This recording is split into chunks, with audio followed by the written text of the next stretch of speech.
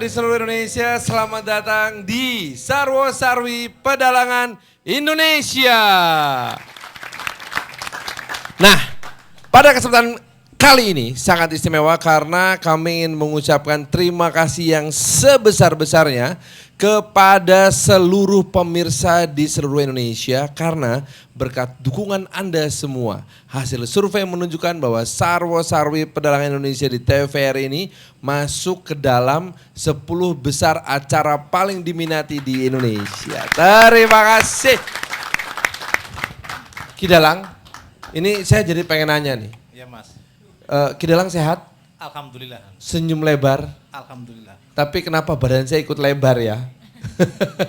Fitness kurang. Oh iya. Makan malam jalan terus. Karena acara Sarwo-Sarwi ini malam terus. Paling enak kan nonton wayang sambil nyemil terus toh. Nah kalau melihat bahwa ternyata alhamdulillah nih kerja keras kita selama 3 tahun akhirnya bisa diterima oleh masyarakat, didukung oleh penonton seluruh Indonesia. Kita menjadi satu di antara 10 acara paling diminati di Indonesia. Bagaimana komentar Kidalang? Berarti acara kita bisa diterima dan bisa memberikan sedikit pencerahan terhadap budaya Mas. Amin ya. Dan tentu saja hal ini menunjukkan bahwa kita tidak bicara sekedar Kidalang, saya dan semua teman-teman Nayogo dan ini para sinden serta Waranggono. sinden remen nih. Yang menjadi tanda kutip itu pahlawan budaya bukan. Karena bagaimanapun juga budaya kita adalah milik Indonesia, milik Anda semua, masyarakat Indonesia. Tepuk tangan dong untuk Anda, hebat. Baiklah, seperti biasa kita akan mengangkat cerita-cerita di seputar dunia pewayangan, tapi tentu saja akan lebih seru kalau dibahas oleh sahabat-sahabat yang sudah sangat akrab namanya maupun wajahnya. Yang pertama ada Mona Ratuliu. Hai. Mona Ratuliu C katanya. Iya, betul. C-nya apa namanya sih? kurang tuh sebenarnya. Nanti tambahin ya. Oke, Mona Ratuliu C. C. C-nya apa itu? Cantik. Iya. Ada S-nya belakangnya. Sekali. Iya. PD masih tinggi. Apa kabar, sehat? Sehat alhamdulillah. Dan anak-anak udah berapa sekarang? 2, 3. 3. 3 anakku. Anak 3 masih begini bentuknya. Oh iya, oke kan. Alhamdulillah. Yang terakhir baru umur 7 bulan. Ini kalau di cerita pewayangan kira-kira setara siapa, dengan Pak? siapa ya? Larasati. Larasati. Cantik kayaknya tuh namanya. Sampai jadi lagunya Dewa 19 loh itu. Iya, kan? betul. Terima kasih sudah hadir di kita ya. Thank you juga udah Nah diundang. bersama dengan Mona juga ada Pak Muhammad Rianto. Nah kalau beberapa di antara kita mau gini, ini kok namanya kayak akrab, pernah akrab tapi kok agak-agak gimana gitu ya. Karena sebetulnya nama Pak Muhammad Rianto ini adalah nama yang bikin orang TV se-Indonesia itu deg-degan. Karena beliau ini adalah Ketua KPI atau Komisi Penyiaran Indonesia Pusat. Selamat datang Pak. Selamat malam Mas Farkan. Terima kasih sudah hadir loh Pak. Mas Rohmat, terima kasih dan Mas. saya apresiasi sekali Ya, bahwa kebetulan tadi diinformasikan kalau menjadi 10 10 besar. besar ya pemirsa sangat berminat untuk Iya. melihat acara ini dan itulah jadi ikon televisi RI sebenarnya sebagai LPP publik. Ini Oh, penting sekali ya. Saya anjurkan ini bukan masuk di regular time, harus masuk di prime time karena mengapresiasikan budaya Indonesia bagi TVRI dan itu menjadi ikon. Ini harapan saya. Saya sih mau aja Pak, tapi kan kalau masuk prime time budgetnya juga lain dong. Iya, bagus lah, bagus. Ya. Terima kasih loh Pak Rianto dan selanjutnya juga sahabat kita Pak Gatot Sugiono. Apa kabar Pak? Baik, Pak Farhan. Beliau ini sekarang adalah staf ahli Dewan Gubernur Bank Indonesia. Ya, betul, Pak. Sekaligus juga adalah staf ahli Sarwo Sarwi Pedalangan Indonesia. Iya, Terima kasih, Pak Rohmat. Baiklah, kita langsung menuju ke Kidalang. Kidalang, ada kisah apa yang mau kita angkat malam hari ini? Jadi kira-kira sebulan yang lalu kan Jakarta banjir itu kan ya. Nah, Bukan banjir, Kidalang, tenggelam. Tenggelam. Nah, itu harus diambil sebagai berkah kan begitu. Berkah? Berkah. Berkah piye dong? Nah, itu karena di balik banjir itu akhirnya ada apa? Ada semangat untuk bersatu. Nah, ada semangat yang kaya bersatu dengan yang miskin. Hampir saya bereaksi persis seperti orang Yes, Betawi. iya. Berkah gimana lo? Gitu. Jadi ternyata berkata ada bencana, maka kita menunjukkan solidaritas sosial yang sangat tinggi ya. Ada berkahnya. Namun bukan tidak mungkin juga justru berkahnya adalah melahirkan kritik dan dorongan para pemimpin kita untuk bekerja lebih keras lagi.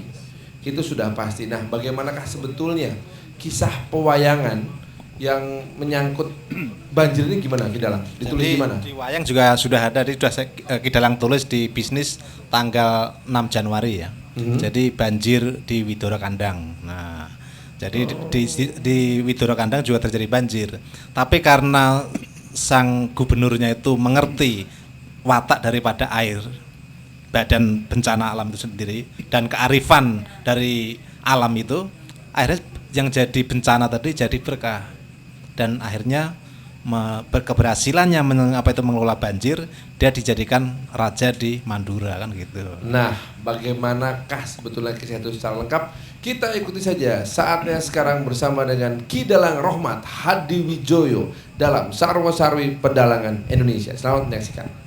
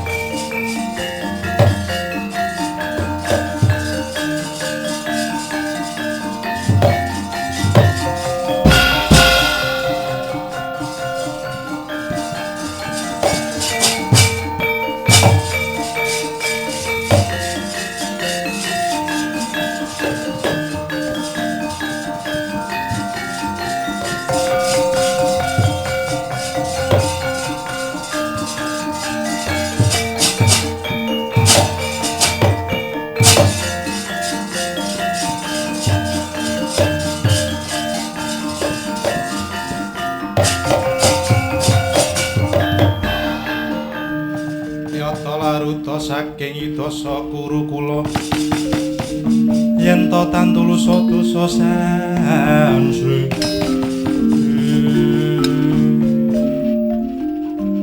Narayana kula wonten pendika dawuh Kakang Mas kowe kuwi nom-noman kang ora ngerti tanggung jawab ngerti Widoro Kandang ketrajang banjir kaya ngene malah nom-noman minggat orang ditunungi. Apa kaya ngono kuwi kena diumamake satriya? Nuwun sewu Kakang Mas. Sejatosipun ingkang rayi nggih kula menika mboten enak kapenak. Kula nembe mawon kula mandhap saking Arga Sekar.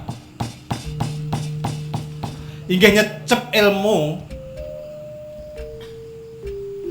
kelawan Bapa Padmanaba. Kowe ngaku nyecep ilmune Begawan Padmanaba ning ngintuk-intuk maneh apa? Para kawula ing Widara Kandang yen nembe wae kesipan ya kuwi amarga kabeh lahan pertanian keterjang banjir dadi larang pangan. Kaya ngono ki kudu dadi tanggung jawab awake dhewe kang dadi nom-nom kang kaya ngene iki. Leres menika. Nanging anggen kula minggah dumateng Arga Sekar niku ugi padi. Ngupadi kados pundi? Pados cara supados benjang menika mboten saged kebanjiran malih. Upamane inggih kita sedaya mangertos bilih banjir menika dumadakan saking tigang perkawis. Ingkang sepindhah amargi lahan pertanian ing Widara Kandang sampun berubah total. Sakmenika sampun dadi watu gilang dados daya serapipun siting Widara Kandang sampun kirang nika sebab ingkang setunggal. Dene ingkang kaping kalih amargi pemanasan global. Mengko dhisik pemanasan global utuh piye? Ingkang dipun maksud pemanasan global menika atmosfer inggih bumi niku sampun panas, sampun kakehan manungsa. Inggih amarga panasing bumi jagat saisine menika nyebabaken es ingkang wonten kutub utara mawi kutub selatan meleleh tembung sakmenika. Mestine samudra tirta saking laut menika saking kathah ilen-ilen kali saking gunung nanging sakmenika sampun kualik. Ilining toya saking samudra mleber dhumateng daratan menika dados sebabipun. Yen ngono kowe wis ngerti carane ngatasi banjir iki mo, iki sampun.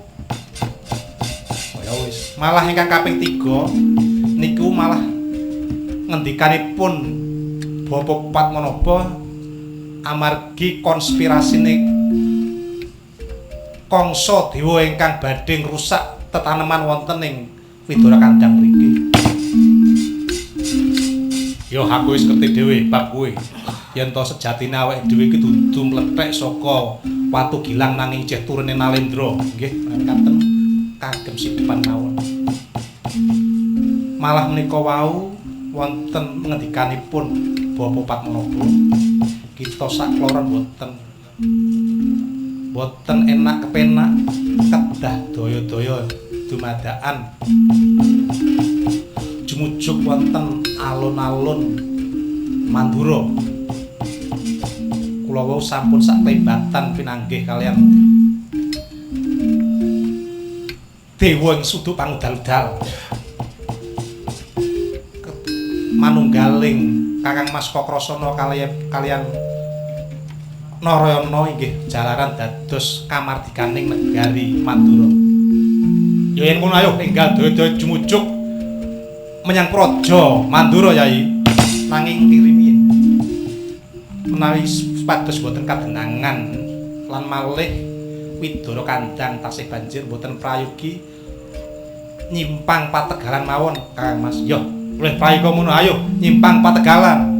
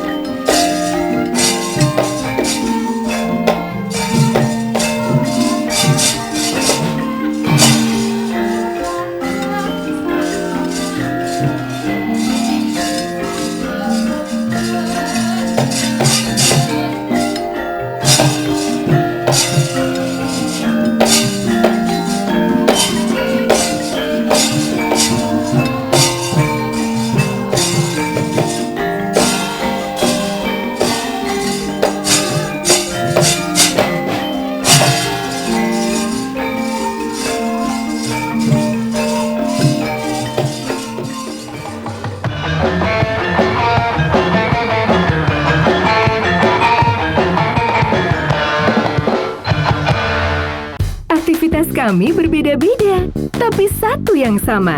Madu rasa. Nikmat untuk makanan dan minuman. Gunakan madu rasa sebelum beraktivitas karena energinya bikin semangat, aktif, fit, sehat dan kuat. Madu rasa tiap pagi dan sore harus terganti. Madu rasa pagi dan sore harus dari Air Mancur.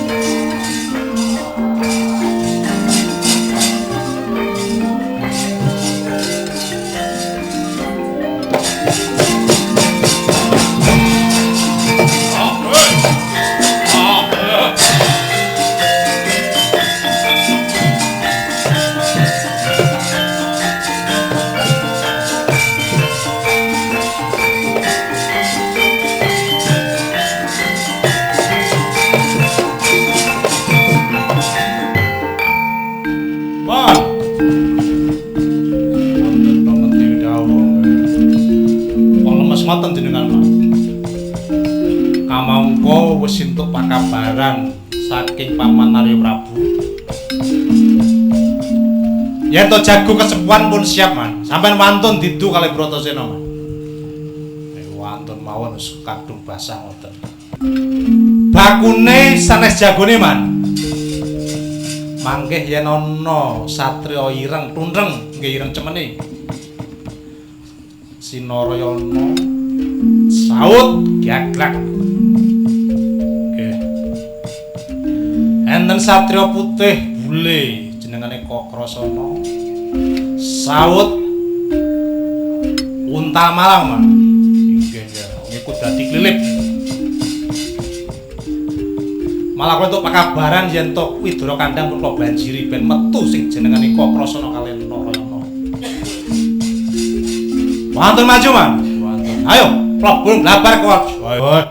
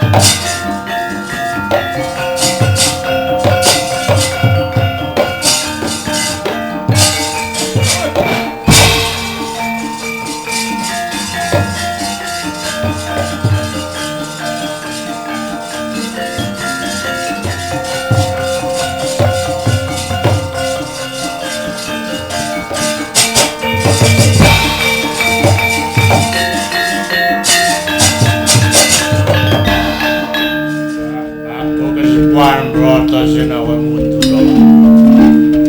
Ora sampe politik tingkat tinggi ning Mandura amarga iku ursane wong Mandura. Yen kena taeman kowe buak matamu.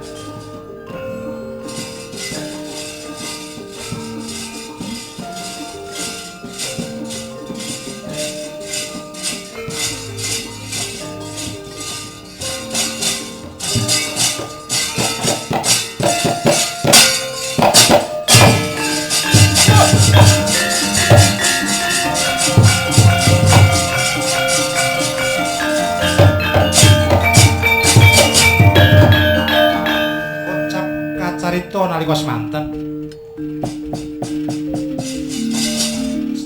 Mangkah Sang Surati Mantra wonten undhake Sang Bratasena.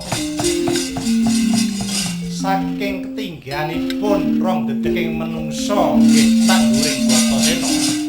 Sumerep milang-miling sumerep wonten satriya kekalih ingkang warna bule kancemeng. Ya jumangkah Sang Surati Mantra mrepeki satriya kekalih kagiat Sang Bratasena.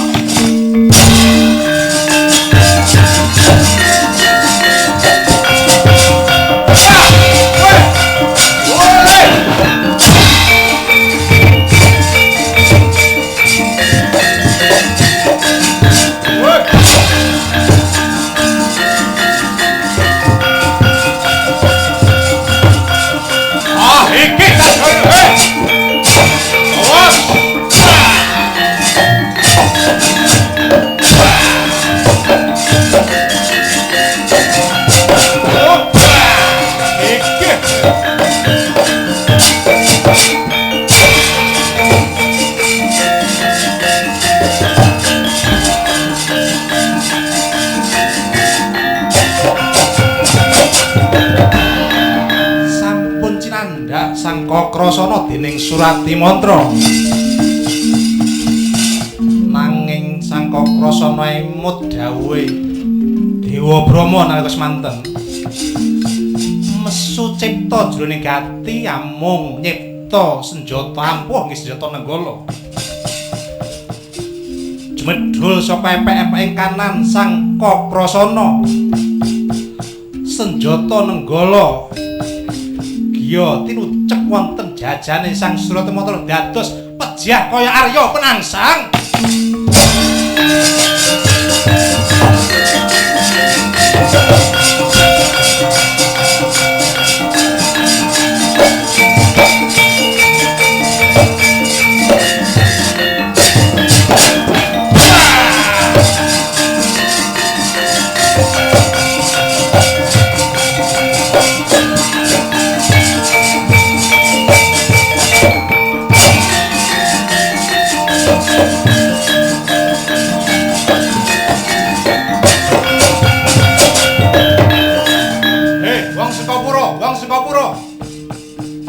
Jagomu dadi batang iki, ayo endi liyane.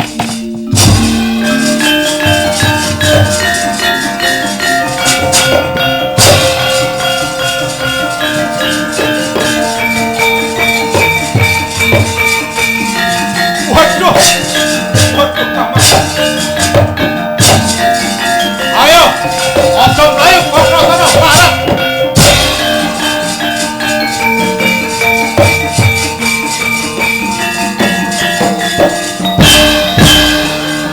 Aja mlayu kok sono. Awas.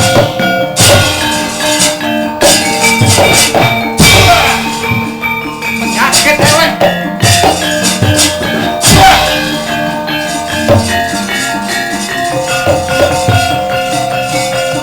Ayo, hei. Awas.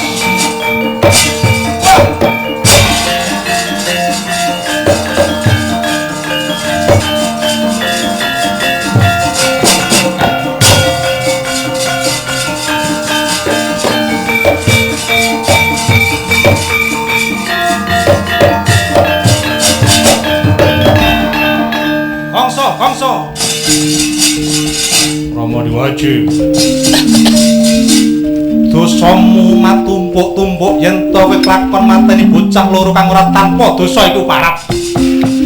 Kongso rungokno gobokmu. Sejatine sing mateni Grawangsa ya ratu cluthak ya ora liya panjenengan ingsun.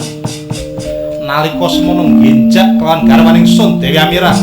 Ayo yen kowe nrimake patine Grawangsa aja bocah loro sing tanpa dosa. Basudewa yen mati dening aku.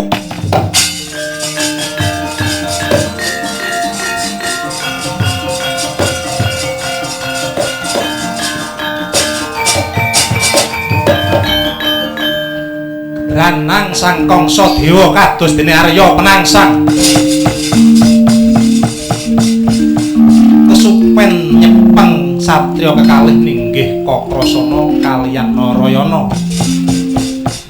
Kendhone kempitan satra kekalih dadosaken sigrak Sang Narayana. Jawil pusaka petingan nggih Cakra Baskara. Dipun tamaken wonten jajane Sang Kangsa Dewa dados pejah saknalika.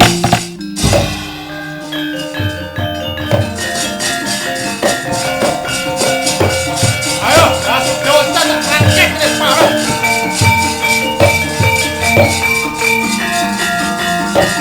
Weh!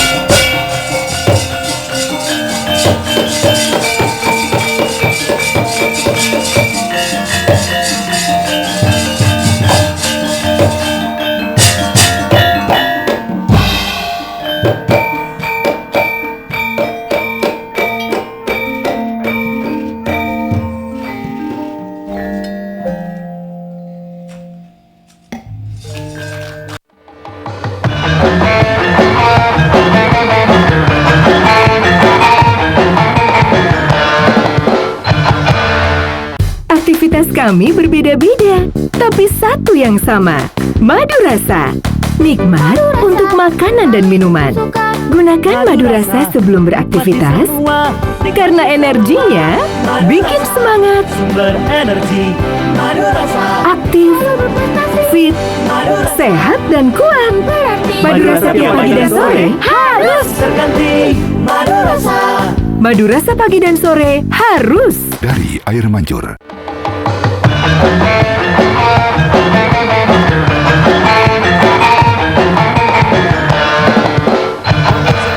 Indonesia kembali, kita masih ada di Sarwo Sarwi Pedalangan Indonesia. Kidalang bersama dengan Kidalang ini memang ide tentang dunia pewayangan ini sangat banyak ya, apalagi kita bisa mengikuti cool tweetnya lewat akun Twitter @rhadwijoyo. Kidalang, sebetulnya apa inti cerita banjir di Madukara ini? Di Widoro Kandang. Nah, itu Widoro Kandang itu semacam daerah kecil di luar pinggirannya gitu. Jadi ada semacam kalau pihak apa itu dari pihak si Kakrasana melihat itu bencana itu harus dikelola, bukan dihindari, karena alam itu nggak bisa dilawan kan begitu. Iya. Justru dia dari bertapa di Grojogan Sewu, begitu ada di daerahnya dilanda banjir, si Kakrasana itu bisa mendapatkan apa itu banyak inspirasi dan justru air yang sebetulnya jadi bencana itu menjadi apa itu menjadi berkah dan menjadi tuladan sebagai untuk memimpin sebuah negeri, karena watak air yang menghidupi. Air itu kalau itu bisa menghidupi kan, tanaman tanpa air nggak bisa hidup kan gitu. Satu. Yang kedua, air itu akan mengalir terus, nggak akan kalau air berhenti. Itu yang piwulang kedua, air berhenti akan jadi kot dari penyakit, uget-uget banyak itu kan. Maka air harus mengalir terus kan. Termasuk air itu bisa menghidupi jiwa manusia, mengalirkan oksigen sama darah itu terus. Ini kan otak ini kan air itu kan. Minum transporternya tadi. air. Yes, air itu yang pengajaran kedua yang didapatkan oleh si Kakrasana tadi ya. Yang ketiga, super aktif. Air itu super aktif, jadi kerja keras. Ada turun ngalir terus kan begitu kan, jadi berhenti. Dan yang ketiga adalah solid. Nah, solidnya air itu apa? Air itu nggak bisa dipecah itu. Air itu nggak bisa dipecah, nggak bisa dipisahkan. Tapi kalau dia mengeras itu mengeluarkan dayanya, mendayakan bisa menelan semua kapal diterjang bisa kan begitu. Itu kan ciri-ciri yang bagus daripada air kan itu. Nah, itu akhirnya diterapkan. Oh, begitu mengendalikan air itu jangan dimusuhin. dan dia mendapatkan sebab kenapa terjadi banjir, seperti resapan di Widoro Kandang jadi ruko semua kan gitu di wayang tadi kan gitu. Iya. Terus Ruko, mall, hotel, perumahan. terus emisi global udah banyak dosanya, akhirnya pemanasan global menyebabkan pencairan di kutub utara Makin cepat. akhirnya yang seharusnya air itu dari sungai ke laut sekarang laut ke daratan. Nah, itu akhirnya menjadi banjir. Tapi begitu mengetahui jati diri dari problem itu, akhirnya dia justru air itu dipakai simbol untuk memimpin negeri di kerajaan Mandura setelah dia diangkat menjadi raja, kan begitu. Ya. Nah, tentunya ini jadi sebuah pertanyaan besar. Saya mau nanya sama Mona dulu. Pertanyaan besarnya gini. Gimana? Kan banjir di Jakarta udah lama ya? Dari zaman Belanda Iya. sampai sekarang. Nggak selesai-selesai. Bahkan nih, jangan ribut-ribut ya. Dulu saya pernah ngobrol dengan salah seorang petinggi urusan Perbanjiran. lingkungan hidup di Jakarta. Lingkungan hidup. Saya cuma nanya gini, Pak, Bu, sebetulnya Jakarta ini punya drainase nggak sih? Jawabannya simpel loh. Saya coba gini, "Shh, jangan nanya-nanya, nggak enak." Walah. Nah, jadi artinya gini, kamu percaya nggak bahwa masalah ini akan selesai? Om, tapi aku setuju sama Ki Dalang. Ini kan kalau wayang ini kan memberikan energi positif ya ke banyak orang. Nah, kalau misalnya fakta itu kan absolut, mau diapain juga tetap fakta. Gitu. Iya. Jadi kalau misalnya kita menganggap fakta ini si banjir ini sebagai musibah terus, ya nggak kelar-kelar ya nggak sih? Kalau dianggap sebagai berkah, akhirnya jadi solusi. Gitu loh. Makanya ya. Solusi. Iya kan kalau dianggap Perubahan sebagai belum. berkah, jadi ya ketahuan. Oh, air tuh begini, begitu seperti yang tadi udah dijelaskan. Iya. Akhirnya diolah jadi kekuatan, bukannya jadi musibah aja tiap tahun gitu. Jadi Nah, harus ini belum ada nih yang ngerjain. Harus ada terobosan pemikiran ke arah dong. sana. Harus. Ruginya banyak kan katanya, berapa tuh kemarin? Triliunan sih.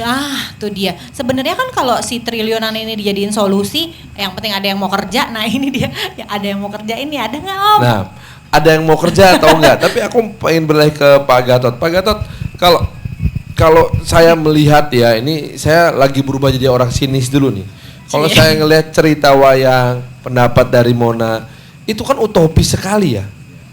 Apakah bisa ide yang sangat utopis ini menjadi sebuah ide yang lebih realistis?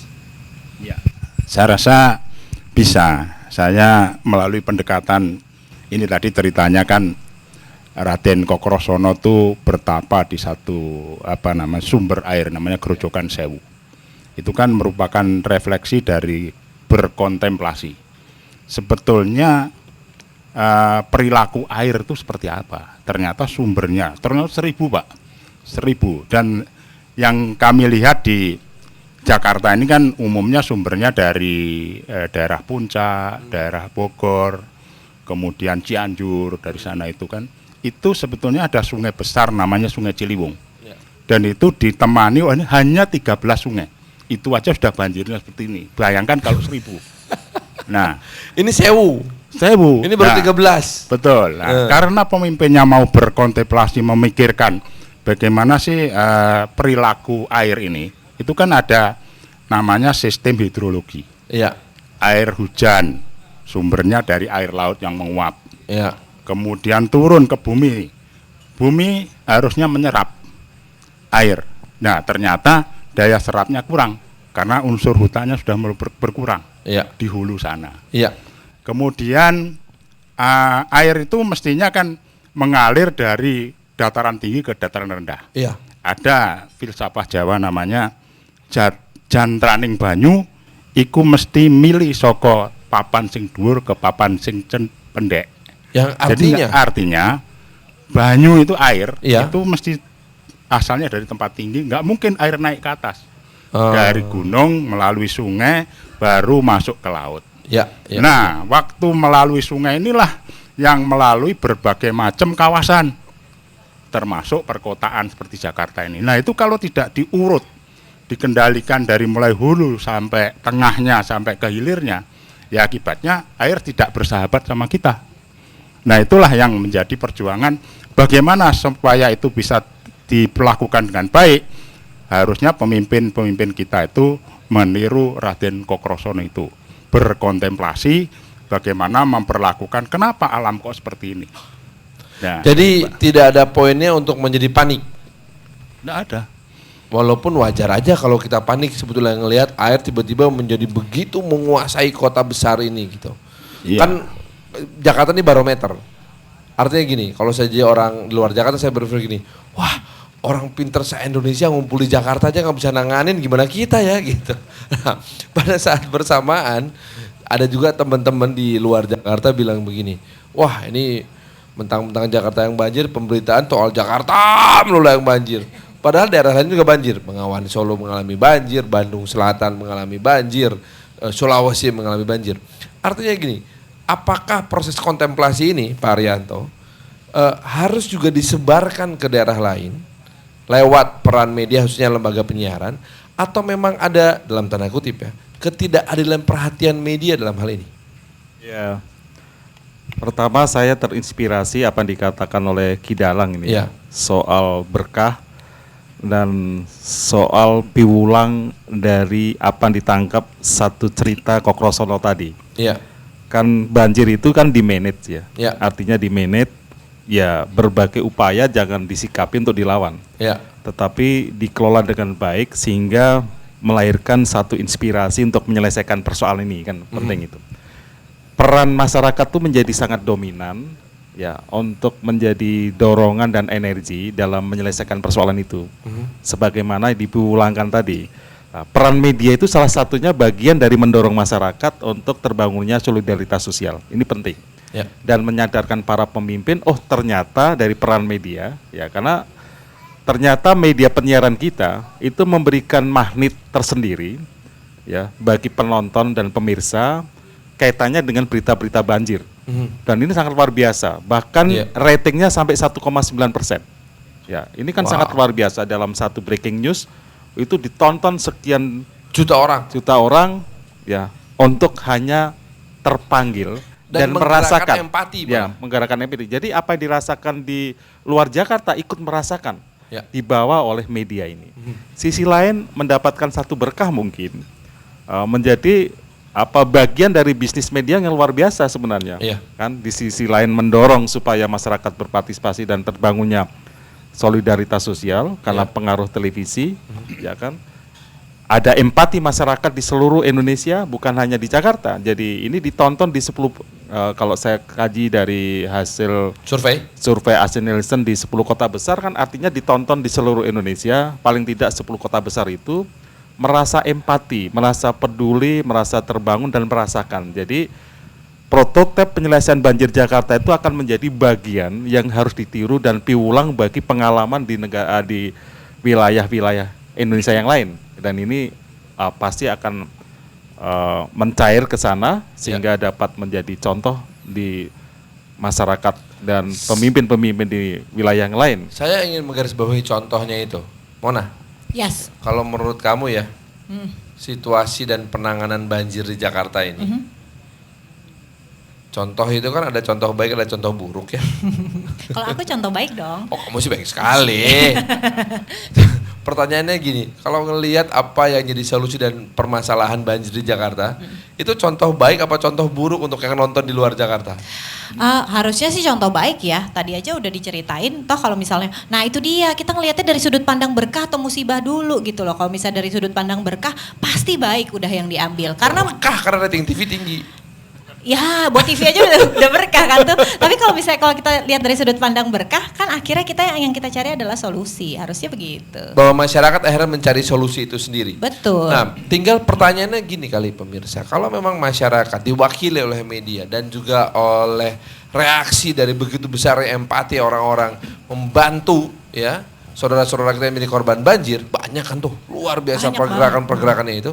Pertanyaannya gini, apakah ini bisa jadi pembelajaran yang meningkatkan level kepemimpinan? Karena yang namanya semua gubernur Jakarta pernah mengalami banjir besar. Nggak ada yang nggak. Dari sejak gubernur Jakarta, gubernur jenderal Jakarta dulu sampai gubernur Jakarta sekarang itu ngerasain banjir. Tapi apakah ini menjadi pembelajaran yang membuat sang pemimpin naik level? Nah, ini akan kita bahas setelah jeda berikut ini. Jangan kemana-mana. Tetap di Sarwa Sarwi Pedalangan Indonesia.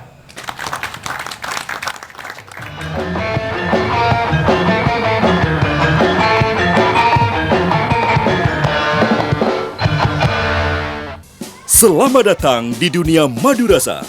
Rasa madunya yang lezat membuat harimu ceria.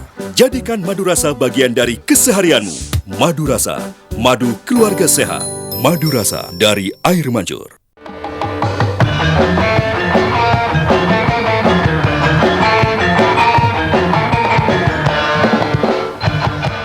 Pemirsa, terima kasih. Masih bersama dengan Sarwo Sarwi Pedalangan Indonesia. Nah, kalau melihat dari tulisan Ki Rohmat Hadiwijoyo dari artikelnya di Bisnis Indonesia tanggal 6 Januari ini kan mengangkat kisah tentang sang Raja Mandura Prabu Baladewa atau Kakrosono ini begitu menghadapi banjir dan menyelesaikan masalah, berhasil meningkatkan levelnya sebagai seorang pemimpin to the next level sehingga dia layak mendapat gelar Baladewa itu. Nah, apa yang bisa kita dapatkan, inspirasi apa yang kita bisa dapatkan dari apa yang dilakukan oleh Kakrosono yang naik level jadi Baladewa ini, sehingga kita bisa mengharapkan bahwa pemimpin kita melakukan hal yang sama. Silakan, Ki Dalang. Jadi yang inspirasikan seorang Kakrosono itu kan pemuda ganteng sebenarnya itu. Ya. Dan waktu bertapa itu dia dapat 3 pusaka itu, yaitu Nenggolo, terus Alugoro, satu lagi diberikan umur panjang dan istri 1. Nah itu paling setia dia itu. Satu tok di wayang, dia nggak mau main selir, diberikan anugerah gitu. Gitu. Yang lain wayang itu mungkin ada 4 atau 3 atau malah lebih kan itu. Jadi kalau si Boto itu anugerah, itu yang positifnya. Nah, dengan calon pemimpin mengetahui jati diri, kearifan alam dan budaya itu akhirnya melambangkan bahwa seorang pemimpin itu harus membumi. Ya. Membumi itu artinya dekat dengan rakyat yang dipimpin. Nah, itu kan ya. Nah, setelah itu maka dia dapat gelar anugerah dari Jawoto atau para dewa.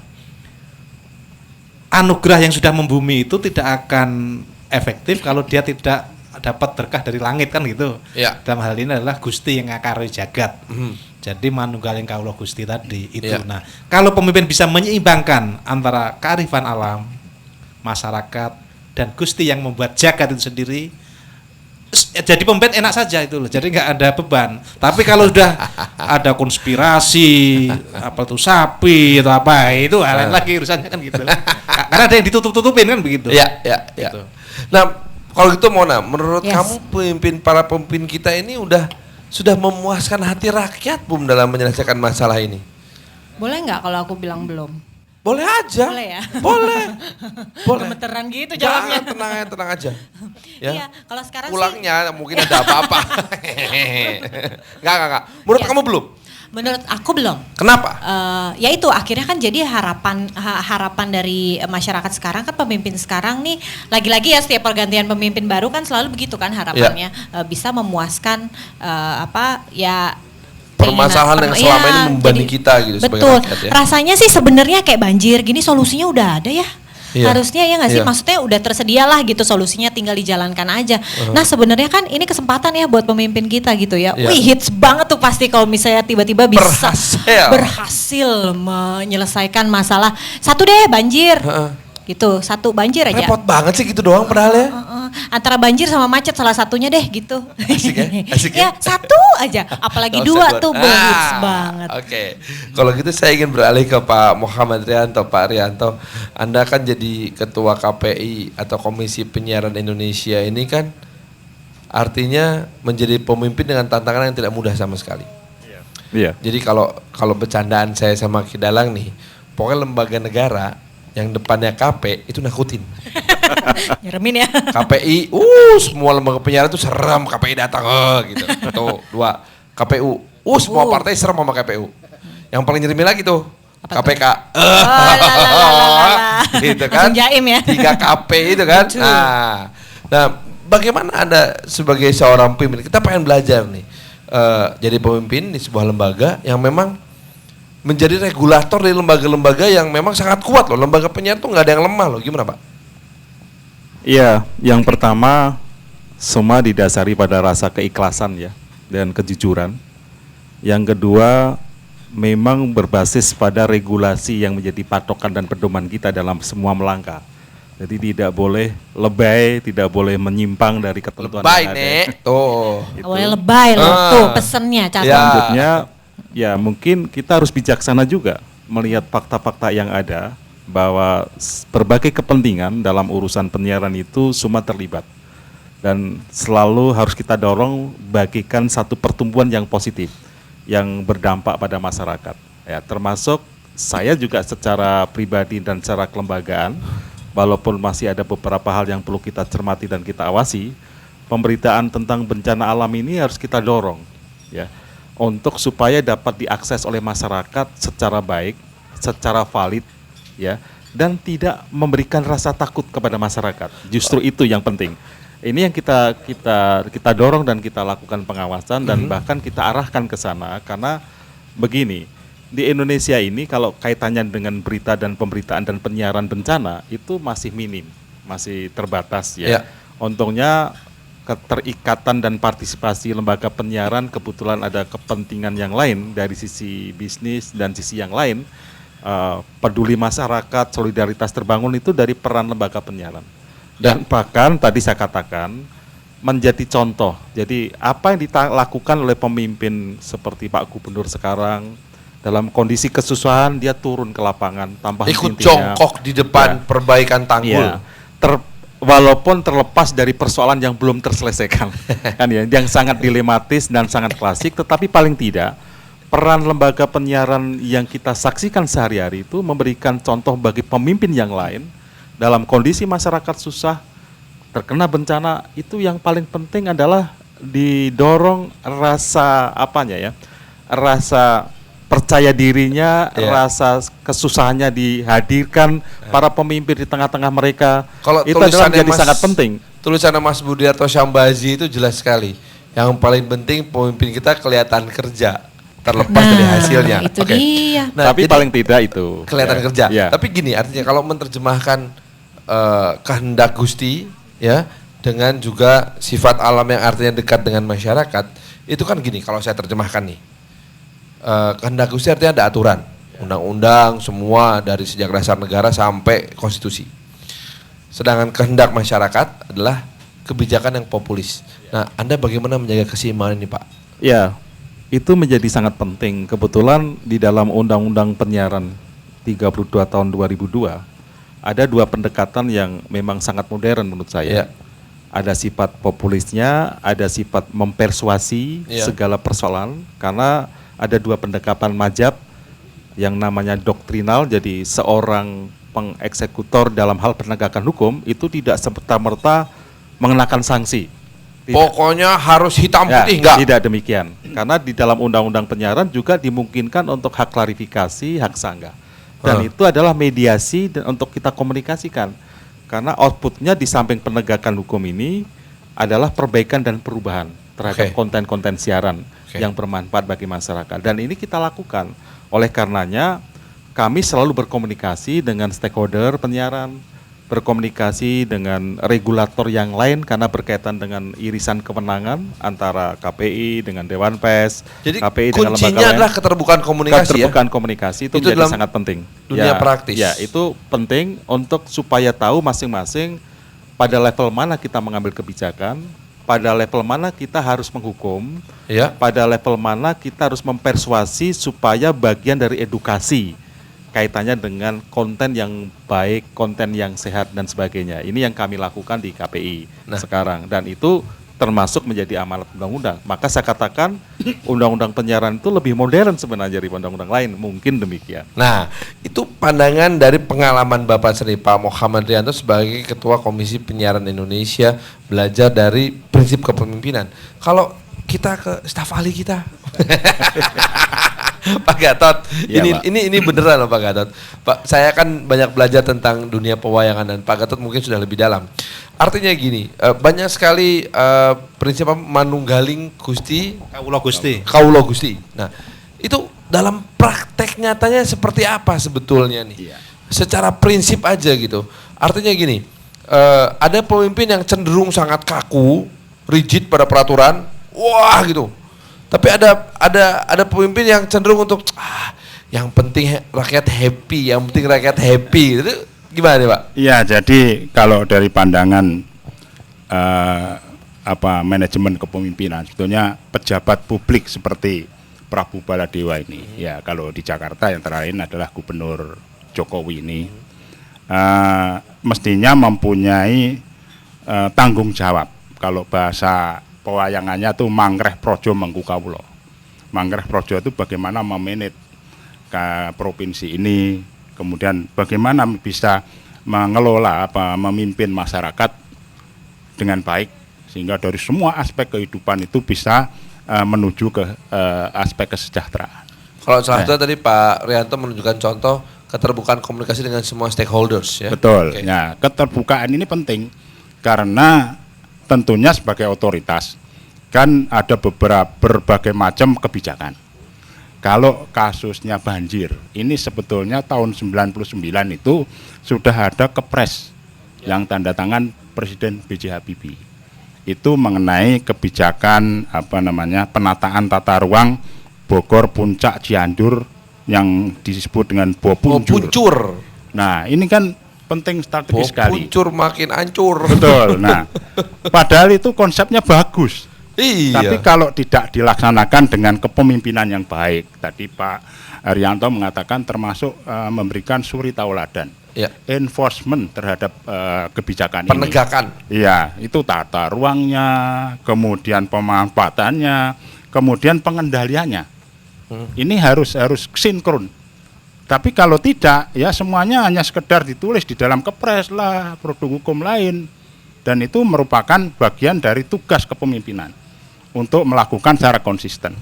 Nah, untuk kasus banjir ini sebetulnya sudah banyak kebijakan. Ya, tentunya mengenai berbagai macam keterpaduan kebijakan tidak hanya di DKI, tetapi di daerah sekitarnya. Tadi makanya kepemimpinan itu sebetulnya tidak hanya single otoriti yang dia punya di wilayahnya. Iya. Padahal airnya juga dari Bogor. Bukan dimensi tunggal aja ya. Iya, nggak bisa. Tapi multidimensi. Betul, multidimensi sehingga kepemimpinan tadi seharusnya melakukan sesuatu yang koordinatif dengan pemimpin lain, koalisi. Kalau tidak ya sama aja membangun Jakarta tapi Bogornya nggak dibangun, puncaknya hutannya dibiarin jadi villa dan seterusnya. Dan ini juga bagian yang tidak kalah pentingnya di dalam melakukan pembangunan yang terintegrasi. Ini saya tertawa karena apa? Ketika Bapak bilang kolaborasi, komunikasi dengan sesama pemimpin yang lain, saya jadi ingat dalam sebuah rapat koordinasi penanggulangan banjir Jawa Barat, Banten, DKI oleh DPR, lah yang kena semprot Sekda Jabar. Karena Gubernur Jabarnya lagi kampanye. Aduh, ya wes gak apa-apa. Itu salah satu bentuk law enforcement. Iya. Penegakan bahwa komunikasi antar pemimpin itu nggak boleh main-main, gitu ya Pak ya? Betul. Baik. Kesimpulan apa yang bisa kita dapat Ki Dalang dari kisah ini sebetulnya? Simpel ada sebetulnya, begitu mengetahui watak daripada alam. Jadi seorang pemimpin itu harus satu responsif. Nah, responsif dan itu ada bencana tapi. Ya. Dan jangan lupa sinergi yang dikatakan Pak Gatot tadi, sinergi dengan institusi lain. Nah, gitu. Jadi begitu mengetahui bencana, manunggal Gusti, responsif. Nah, dan sinergi. Udah kuncinya dua itu aja. Insya Allah, mudah-mudahan suara sederhana kita rakyat ini bisa didengar oleh para pemimpin kita. Mudah-mudahan juga local wisdom ya atau kebijakan kepribadian bangsa kita ini yang ada dalam cerita wayang bisa menjadi inspirasi untuk para pemimpin kita. Makasih ya. Ya, transferannya ya Om. Iya gampang. Oke. Tapi ada batasnya. Oh gitu. Sesuai ketentuan dari KPI. Terima kasih loh Pak. Pak Gatot, terima kasih. Ya, baik. Baiklah pemirsa, terima kasih sekali telah bersama-sama dengan kami dan terima kasih juga selalu mendukung Sarwo Sarwi Pedalangan Indonesia hanya di TVRI. Sampai jumpa.